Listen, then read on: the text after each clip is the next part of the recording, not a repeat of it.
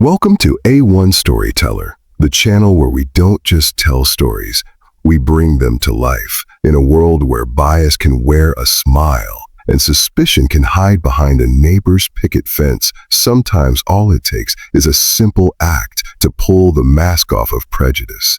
Today's story is about Jordan Wright, a tech-savvy black man who moved into a quiet suburban neighborhood hoping for peace and privacy. But when he dared to install a smart lock on his own gate, a woman across the street, someone who believed she knew everyone in the neighborhood, saw something else. To her, it wasn't innovation, it was intrusion. And in a moment of ignorance, she picked up her phone and dialed 911. But what she didn't know was that Jordan wasn't just installing security, he was setting a trap.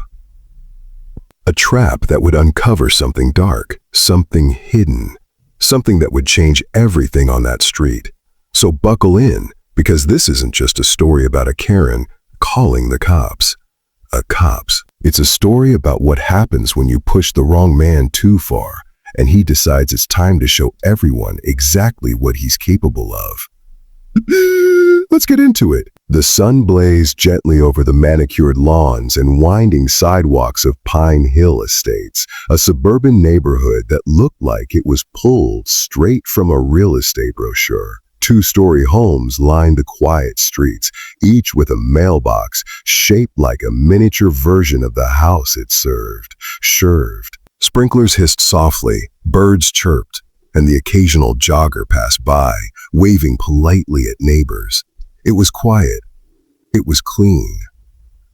It was perfect. And that's exactly what Jordan Wright was looking for. Jordan was a 33-year-old cybersecurity consultant who'd built his career from scratch. After serving in the military as a communications specialist, he returned to civilian life with a passion for protecting systems and people from digital threats. He was methodical, calm, and extremely private. After years of saving and researching the safest, most drama-free places to live, Pine Hill Estates ticked all his boxes. He bought a quaint corner property, 3 bedrooms, a shaded backyard with tall privacy fences, and just enough space for the peace and quiet he craved. But from the day he moved in, he could feel eyes on him. He noticed the sideways glances from passing cars, the sudden hush when he walked by. And most notably, he noticed her. Carolyn Winthrop, the woman with the tight ponytail, perfectly trimmed hedges, and binoculars never too far from reach. She never introduced herself, never smiled, just watched. Jordan shrugged it off. He had dealt with worse. He was here for himself, for peace, for progress. And to make sure his home was as secure as his servers, he began to install a state-of-the-art smart home system. The crown jewel. What? A weatherproof, AI-enhanced smart lock on the side gate to his backyard, a sleek device that doubled as a camera, intercom, and digital key system. To him, it was just another part of his setup. To Karen, it was something else entirely. Carolyn Winthrop had lived on Maple Oak Lane for over 20 years. She prided herself on knowing every soul in the neighborhood, at least the ones she approved of. To most people, she came across as simply watchful, a woman who cared about her community. But behind the closed doors and whispering fences of Pine Hill, everyone knew the truth. Carolyn was a classic Karen.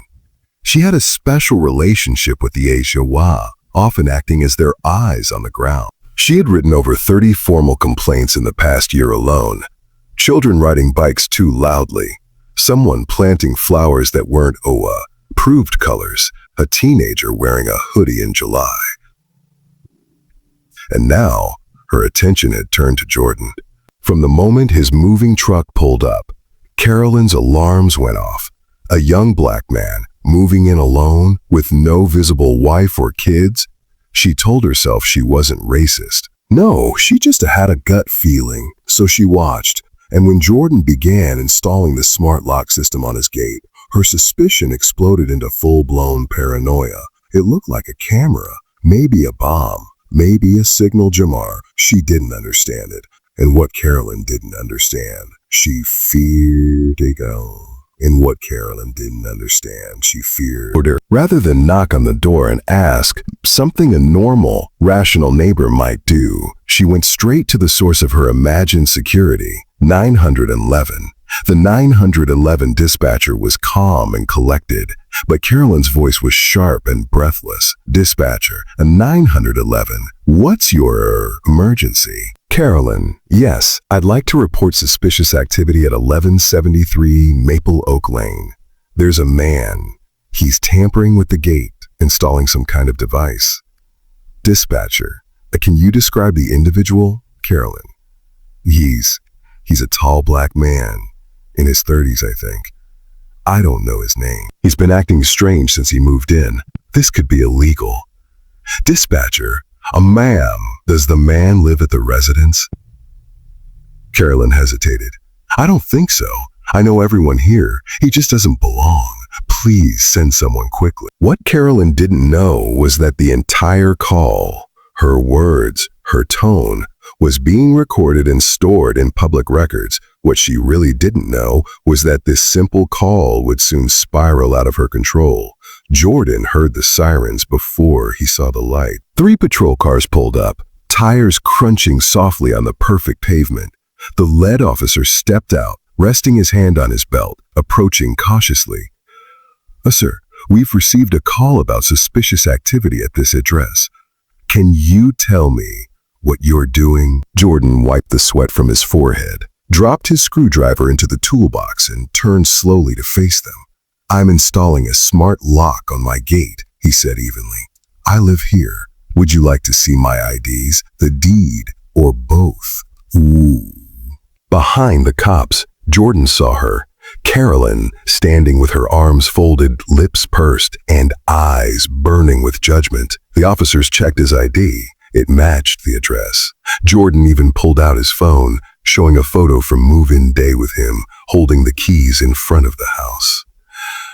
One officer walked the perimeter, saw the fresh Amazon boxes labeled a home security system, and gave a short nod.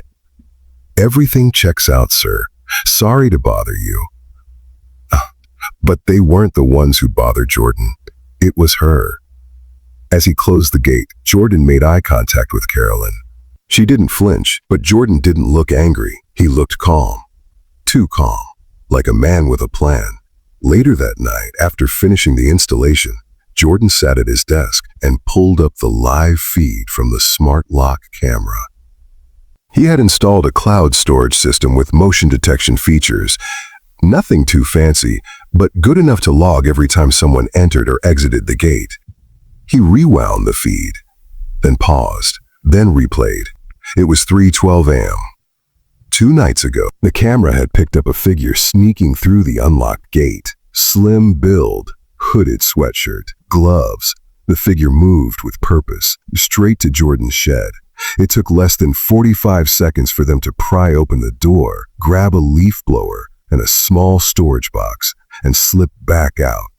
But as they exited, the person looked up, just for a second, directly into the lens. The motion sensor light had caught their face, clear as day. Jordan froze. He leaned in. Jordan stared at the screen, unmoving. He replayed the footage over and over again, his eyes narrowing each time. It was unmistakable. Karen's teenage son, Nathan Winthrop, the same kid who skateboarded in front of her house every Saturday afternoon, was now caught on camera creeping into his backyard like a thief in the night. The timestamp didn't lie. The clarity didn't lie. Jordan felt that familiar heat rising in his chest. Not the kind that led to yelling or slamming doors. No, this was the quiet, smoldering fury of a man who had seen too much to react without precision. And Jordan was nothing if not precise. He grabbed a USB drive and downloaded the footage. Then, in his calm and methodical way, he made 3 copies. One for himself, one for his lawyer, one for his lawyer, and one for her. But Jordan wasn't interested in confrontation. He was interested in making sure that when the truth came out, it hit exactly where it hurt. The next morning, the air was thick with the scent of fresh-cut grass and blooming roses. The sound of sprinklers clicking on and off provided a rhythmic backdrop as Jordan walked up the neatly swept pathway to Karen's front porch. He wasn't nervous, not even slightly. He rang the bell once and waited. The door creaked open. Carolyn stood there in her signature tennis visor, coffee mug in hand, suspicion written all over her face. "You again?" she said, her eyes narrowing. "What now?" Jordan smiled politely and held out the USB drive. "We should watch this," he said. "Before you decide to call 911 again." She didn't reach for it. "I don't take things from strangers." Jordan didn't flinch. "I'm not a stranger. I'm your neighbor. And that video, it has your son's face on it, breaking into my property." Carolyn's expression faltered. The smug confidence melted from her face for just a second. Jordan handed her the drive, turned, and walked away. She didn't say another word. By mid-afternoon, the quiet of Maple Oak Lane was shattered by the sound of shouting, not from Jordan, but from Karen's driveway. Neighbors peeked through blinds and cracked open windows as Carolyn screamed at her son, her voice breaking. "But do you realize what you've done?" Nathan, tall and lanky with a mop of dirty blonde hair, stood there defensively. "I just borrowed the blower. I was going to bring it back." Carolyn slapped her hand against her forehead. "You broke into his property. You didn't ask. You stole." Nathan tried to argue, but the words never formed. He turned and stormed back inside, slamming the door behind him. 15 minutes later, a police cruiser rolled up to the Winthrop home. But this time, it was Carolyn who had called them, trying to get ahead of what she now realized was bigger than just a misunderstanding. By that evening, the whole street was buzzing. Jordan didn't speak to anyone directly, but he didn't have to. The footage had made its way to the Hayah, and rumors were flying. Some people, especially Karen's inner circle of tight-lipped housewives, tried to play it off. Boys will be boys. He's a teenager, not a criminal. But most of the neighbors were shocked and frankly embarrassed. They remembered the police cars that had shown up to Jordan's house. They remembered Karen's voice shouting about strangers and suspicious activity. They had nodded along, silently approving of her concern. Now, they realized the only threat on their street was the one they thought they knew best. One neighbor, Mr. Patel, who lived across from Jordan, approached him during his evening walk. "I saw the video," he said quietly. That was wrong. What she did. "I just wanted to say I'm glad you recorded it." Jordan nodded, not offering much more. He didn't need validation. He had proof. 2 days later, Carolyn stood on Jordan's porch with a plastic tray of store-bought cookies. Her son stood beside her, his hands stuffed into his hoodie pocket, head down. "We just wanted to apologize," she said stiffly. Jordan opened the door slowly, arms crossed. She continued, her voice rehearsed. "Nathan understands that what he did was wrong, and I regret making that call. I misjudged the situation, and thank you for not pressing charges." Jordan stared at her for a long moment, then glanced at the cookies. He took the tray and said, "I didn't do it for you." Then he stepped back and shut the door. Behind it, he could hear Karen's breath catch. But he didn't smile. He didn't feel victorious. He just felt focused. Because Carolyn still didn't know what he was planning next. Back inside, Jordan placed the untouched tray of cookies on the counter and walked straight into his office. He sat down in front of his dual monitor setup, surrounded by humming servers, blinking status lights, and walls lined with tools and gear. What Carolyn didn't understand, what most people wouldn't, is that Jordan wasn't just handy with tech. He was a former cyber intelligence specialist. The smart lock on his gate wasn't some consumer gadget from the local hardware store. It was a custom-built hybrid, equipped with heat sensors, biometric triggers, and facial recognition software that synced directly to an encrypted database. Jordan didn't install it just to keep out thieves. He installed it because he knew the world he lived in, especially as a black man in a neighborhood that watched him sideways. It wasn't just about security, it was about evidence. And now he had it. Footage of the break-in, a recording of the 911 call, and a full log of every visitor's time-stamped entry and exit for the past 2 weeks, including an NJWay representative who had entered without permission. Jordan leaned back in his chair, hands steepled under his chin. This wasn't just about Nathan. It was bigger. Someone else had been in his backyard, and it wasn't just once. The next morning, Jordan attended the monthly Pine Hill Estates HOA meeting. Normally, he avoided these gatherings, but not today. Inconfidently, dressed in a black polo and jeans, a folder tucked neatly under his arm. As he took a seat in the front row, murmurs rippled through the room. People noticed. Carolyn was already there, seated at the end of the panel table, nervously sipping from a thermos. The HOA president, a balding man named Greg Halter, opened the meeting with pleasantries and local updates. But Jordan raised his hand before they could finish.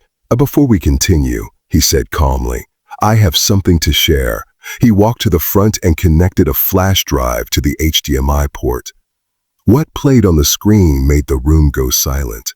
First, the 911 call with Carolyn's voice loud and clear.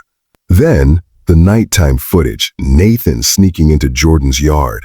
Then a third video, a middle-aged man in a HOA badge entering Jordan's backyard the following night with a flashlight and a phone, snapping pictures of his smart lock system. Gasps echoed across the room. Who is that? Someone whispered. Greg's face turned pale. Carolyn covered her mouth. Jordan turned to the room and said, I've been documenting every visit to my property. What you just saw wasn't an accident. Someone from this board tried to inspect or possibly sabotage my system without my consent. He looked directly at Greg. Would you like to explain? Greg stumbled through a reply. We had some concerns about neighborhood aesthetics. There was no ill intent. We just thought, you thought it was okay to enter my property without notice? Without a warrant? Without a warrant? Without my permission? Jordan's voice remained calm but firm. And based on a false police report, silence. I've already submitted these videos to my lawyer, Jordan continued. I haven't pressed charges. Yet. But if there's another attempt to violate my property or slander my name, you won't be dealing with me, you'll be dealing with court subpoenas. That was the moment the room turned. The same neighbors who once peered out of their blinds in suspicion were now turning their eyes to the real problem, the people who had let their power and prejudice run unchecked for years. Greg resigned later that week. The fallout for Carolyn was swift. She was asked to step down from the HOA advisory committee. Parents in the neighborhood started pulling away from her. Invitations to community brunches disappeared. But what hit hardest was her reputation. She wasn't a neighborhood mom anymore. She was the woman who called the cops on a man for installing his own gate lock. The woman whose son broke into a house and whose paranoia led to a public humiliation. Folks. She tried to apologize again, through email, through a letter, even by sending Nathan to Jordan's house to say sorry one last time. But Jordan wasn't interested in personal apologies. He didn't want revenge. He wanted change. And that was already in motion. Weeks passed. The neighborhood settled. But something had shifted. Jordan's story began spreading online after a neighbor anonymously shared a clip of the HOA meeting. The video went viral. News outlets picked it up. A local journalist interviewed Jordan for a story titled From Surveillance to Suburbia, the black man's fight for peace and privacy. He didn't expect the support. Thousands of people commented, applauding him for his calm, calculated response and calling out the systemic issues that led to the incident in the first place. He received messages from across the country, people who saw themselves in him, who knew what it was like to be watched for just existing. But Jordan wasn't looking for fame. He had one goal from the start: to protect his home, his peace, and his dignity. He had done that, and more. And the smart lock? It was still on his gate, still blinking, still recording. But now, everyone knew it. And that, dear viewers, is the powerful, jaw-dropping story of how a single smart lock exposed not just a thief, but a whole web of hypocrisy. Jordan didn't fight with fists. He fought with facts. He didn't scream. He let the truth speak louder than any accusation ever could. This isn't just a story about a Karen calling 911. It's about a man who turned a tool of protection into a weapon of justice. And he didn't just change his street. He changed the way people think about who belongs and who's watching.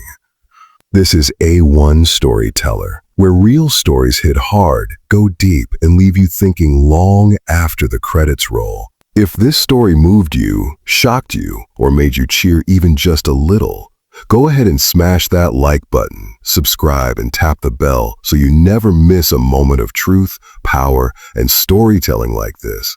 We've got more incredible stories coming your way. Until next time, stay aware, stay strong, and stay tuned. A1 Storyteller, where every story reveals the truth. He knew that face. It was Karen's son.